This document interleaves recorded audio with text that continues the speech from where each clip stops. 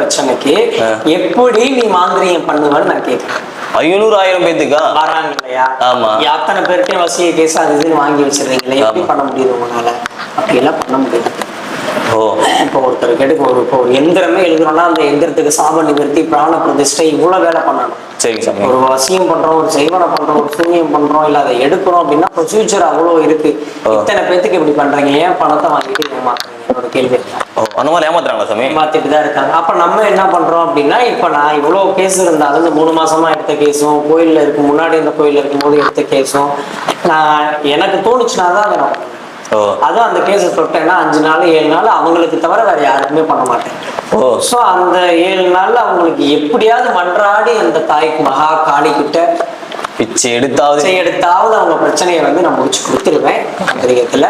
அதனால தைரியமா நம்பி வரலாம். மாங்கல்ய பாக்கியம், மாங்கல்யம் திருமணம் ஆகட்டும், தொழில்